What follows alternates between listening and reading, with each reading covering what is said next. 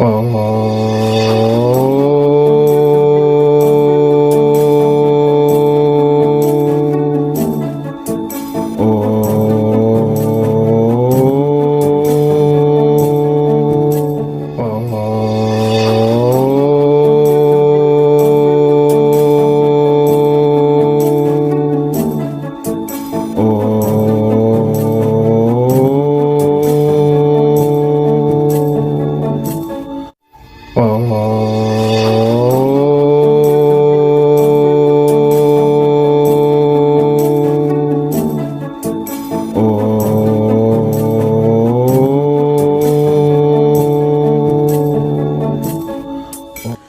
जय साईं राम। नमस्कार। मैं ब्रिज मंसूरी स्वागत कर रहा हूं आपका आपके इस चैनल पे। आज मैं लेकर हाजिर हूं नया विषय।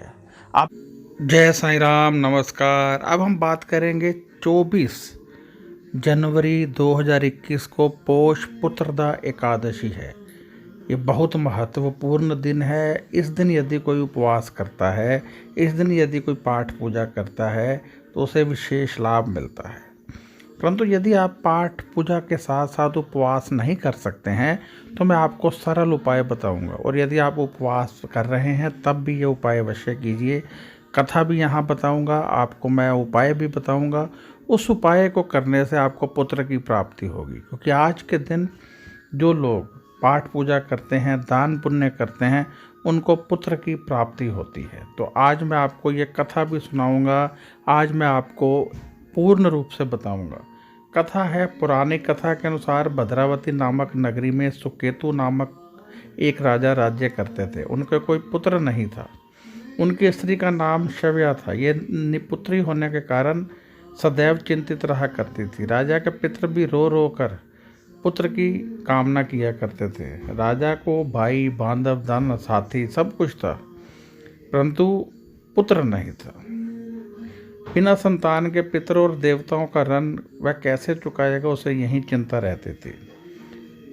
इस प्रकार राजा पूर्व जन्म के कर्म से ही इस जन्म में संतान, धन आदि प्राप्त होते हैं सोचता रहता था।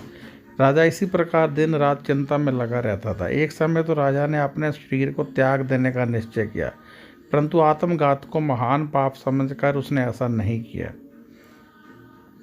एक दिन राजा ऐसा ही विचार करता हुआ अपने घोड़े पर चढ़कर वन को चल दिया तथा पक्षी और वृक्षों को देखने लगा। उसने देखा कि वन में मृग, व्याघ्र, सूअर, सिंह, बंदर, सर्प आदि सब भ्रमण कर रहे हैं। हाथी अपने बच्चों और हथनियों के बीच घूम रहे हैं। इस वन में कहीं भी गीदड़ और कर्कश स्वर में बोल रहे हैं, कहीं उल्लू ध्वनि कर रहे हैं। वन के दृश्य को देखकर राजा सोच विचार में लग गया। इसी प्रकार आधा दिन बीत गया। वह सोचने लगा कि मैंने कई यज्ञ किए, ब्राह्मणों को स्वादिष्ट भोजन दिए, परंतु फिर भी मैं दुखी हूँ, क्यों? राजा प्यास के मारे अत्यंत दुखी हो गया और पानी की तलाश में इधर उधर फिरने लगा। थोड़ी दूरी पर राजा ने एक सरोवर देखा। उस सरोवर में कमल खिले थे तथा सारस, हंस, मगरमच्छ आदि विहार कर रहे थे। उस सरोवर के चारों तरफ मुनियों के आश्रम बने हुए थे। उसी समय राजा के दाहिने अंग फटकने लगे। राजा शुभ शकुन समझकर घोड़े से उतरकर मुनियों को दंडवत प्रणाम करके बैठ गया। राजा को देखकर मुनियों ने कहा, हे राजन, हम तुझसे अत्यंत प्रसन्न हैं। तुम्हारी क्या इच्छा है सो कहो। राजा ने कहा, महापाप होने के कारण महाराज जी मुझे कोई पुत्र नहीं है। तो मुनि कहने लगे, हे राजन, आज संतान देने वाली पुत्रदा एकादशी है। हम लोग विश्वदेव हैं और इस सरोवर में स्नान करने के लिए आए हैं। ये सुनकर राजा कहने लगा, महाराज, मेरे भी कोई संतान नहीं है। यदि आप मुझ पर प्रसन्न हैं तो एक संतान का वरदान दीजिए। मुनि बोले, हे राजन, आज पुत्रदा एकादशी है। आज अवश्य ही इसका व्रत करें। भगवान की कृपा से अवश्य ही आपके घर में संतान प्राप्ति होगी। मुनि के वचनों को सुनकर राजा ने उसी दिन एकादशी का व्रत किया और द्वादशी को उसका पारण किया। इसके पश्चात मुनियों को प्रणाम करके महल में वापस आ गए। कुछ समय बीतने के बाद रानी ने गर्भ धारण किया और 9 महीने के पश्चात उसने एक पुत्र को जन्म दिया। मान्यता है कि संतान की प्राप्ति के लिए पुत्रदा एकादशी का व्रत करना चाहिए। कहते हैं कि जो मनुष्य इस महातंबे को पढ़ता है या सुनता है उसे स्वर्ग की प्राप्ति होती है। कहने का अर्थ ये है कि आपने ये कथा सुन ली। यदि आपको पुत्र चाहिए तो आप कोशिश कीजिए कि आप व्रत कर लें। यदि नहीं कर सकते हैं तो कोई बात नहीं है, मैं आपको यहाँ पर उपाय बताऊँगा। आज आप अधिक से अधिक अन्नदान कीजिए। विष्णु भगवान का आज आप जाप कीजिए। विष्णु भगवान का एक चित्र खरीद लाइए और कृष्ण भगवान की एक बांसुरी खरीद लाइए। उसको कृष्ण भगवान के समक्ष रख दीजिए और विष्णु भगवान की पूजा कीजिए। आपको पुत्र की प्राप्ति होगी। आज से आप प्रतिदिन कृष्ण भगवान को पुत्र प्राप्ति के लिए निवेदन करेंगे। प्रतिदिन निवेदन करेंगे हाथ जोड़ कर के आपके पुत्र की प्राप्ति हो जाए, तो आप देखेंगे कि आपकी ये मनोकामना अति शीघ्र पूरी होगी। आज के दिन अन्न का अधिक से अधिक दान करना है और रात को जब सूर्य अस्त हो उस समय आप एक दीपक सरसों के तेल का या देसी घी का जलाकर रख दीजिए। इससे बहुत तेज़ी से धन आपके पास आएगा। यदि आपको अदालत का कोई केस पड़ा है, पुलिस केस है, यदि रन चढ़ा हुआ है, आप अपना मकान चाहते हैं, तो सब कुछ सही हो जाएगा। ये बहुत ही बड़ा दिन होता है। इस दिन आप ये सब करेंगे तो आपको बहुत अधिक लाभ होगा, बहुत अधिक सुख मिलेगा, बहुत अधिक आपको शक्तियाँ मिलेंगी। तो इस प्रकार से आज का दिन यदि आप उपवास करना चाहते हैं तो उपवास की विधि अच्छी तरह से समझकर आप उपवास कीजिए। नहीं करना चाहते हैं तो ये उपाय कीजिए। आपको पुत्र की प्राप्ति के साथ साथ धन प्राप्ति होगी।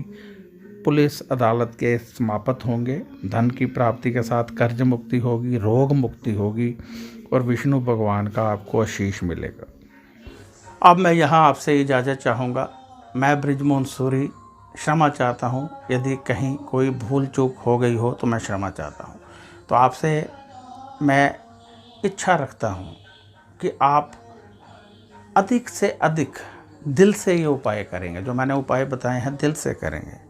और यदि आपको कोई सवाल हो तो आप व्हाट्सएप कर सकते हैं। फ़ोन यहाँ कोई नहीं उठाता है, आप व्हाट्सएप कीजिए। और यदि आप जन्म कुंडली दिखाना चाहते हैं, हमसे दिखाना चाहते हैं, आप चाहते हैं मैं खुद देखूं, तो आप व्हाट्सएप कीजिए। 800 रुपये हमारी फ़ीस है, आप पे कीजिए। इसी नंबर पर पेटीएम है, इसी नंबर पर गूगल पे है, उसमें कीजिए या अकाउंट नंबर मांग लीजिए। फिर आपकी जन्म कुंडली देख दी जाएगी, आपको उपाय बता दिए जाएंगे, आप दिल से कीजिए। बाकी ये प्रतिदिन के उपाय हैं, इनको अवश्य कीजिए। ये शक्ति का आगाज होते हैं, इनसे आपके समस्त ग्रह शांत होते हैं। जन्म कुंडली में हमेशा कुछ लोगों की जन्म कुंडली में बड़े बड़े योग होते हैं जो दबे रहते हैं, उनको लाभ नहीं मिलता है। जब वो उपाय कर लेते हैं वहीं लोग तरक्की करने लगते हैं। आपने देखा होगा कुछ लोग बहुत गरीब थे, एकाएक अमीर हो गए। कैसे हुए? क्योंकि उनके निवास में किसी ना किसी के घर में कोई ना कोई योग होता है, उनको पता नहीं होता। जैसे ही पता चलता है वो उसका उपाय करते हैं, ग्रह काम करने लगते हैं, धन तेजी से आने लगता है।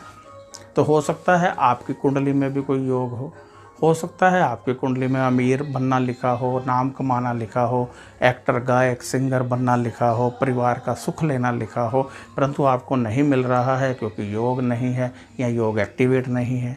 जब कुंडली देखेंगे, उपाय निकलेंगे, तभी पता चलेगा। तो अब इजाज़त चाहता हूँ। नमस्कार, खुश रहिए और अपना ध्यान रखिए।